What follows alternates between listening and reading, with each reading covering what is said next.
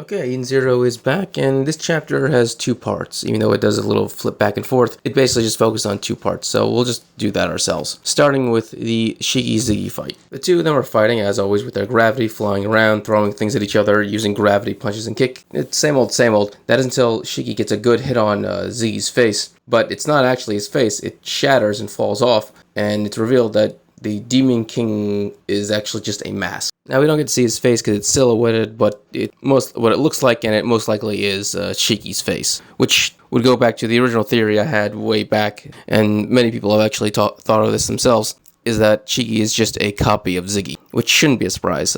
The way I always thought of it was that Shiki did discover Mother, and when he was still his good self, because it stated that the gravity eats away at you. It absorbs what is good in you, and all that's left is the emptiness and darkness.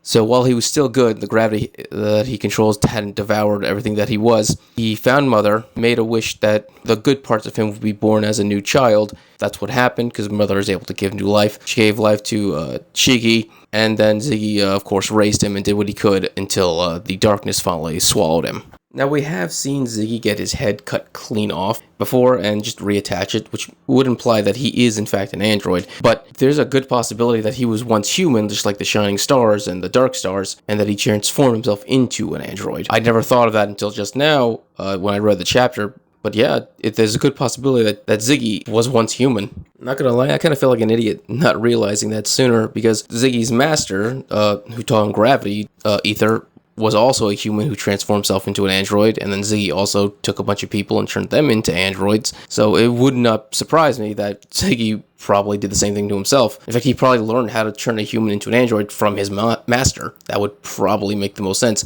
Can't believe it took me till this chapter for me to finally realize that. Back at the B crew, who are currently fighting Dead End Crow, they are currently getting destroyed. Like, Dead End Crow just goes into overdrive, and for the longest time, all we see is Dead End Crow is kind of semi-silhouetted. I always assumed that maybe it's just the metal reflecting, but then he goes into his overdrive, which looks more organic, but he's still basically very silhouetted, and then we see another form of him. We get to see the whole thing. It's not silhouetted at all, which means that for some reason he's constantly just semi in shadow throughout the entire thing, even though that's not his ability. It's weird.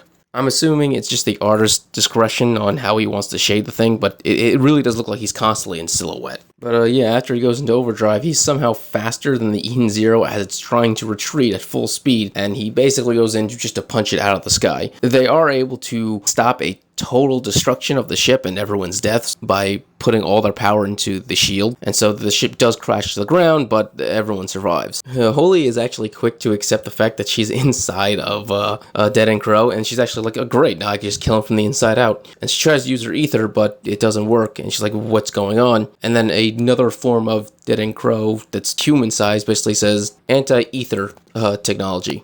She then asked him, is this the real you? And Dead End Crow's like, no, this is just a construct inside of me. So if you think you can kill me and I'll kill the big guy outside, that's not how this works. Holy, of course, doesn't care. She loses herself to her anger and charges at Dead End Crow, but once again, she doesn't have any of her ether gear, so she can't actually fight at all. And so Dead End Crow just grabs her arm and snaps it. So he recognizes Holy, and he asked her, have I seen you before? Do we know each other? And she responds like, Atmiste, you slaughtered all those people, including my sister.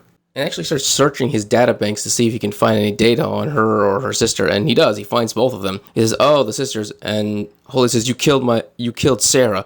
And his response is, well, I let you live. He starts laughing at the fact that he remembers that he stripped her naked, hung her up in Times Square so the world could see her. And he just keeps mocking her, like saying that was one of his best works he ever did. Which is weird because he's a giant robot, which means he took the time to capture someone who's not even the size of his finger, strip them naked, and then hang them up. Dude has some serious mental issues if he actually has the patience to do that. Like, that would be a human being collecting an ant just to torture it, basically.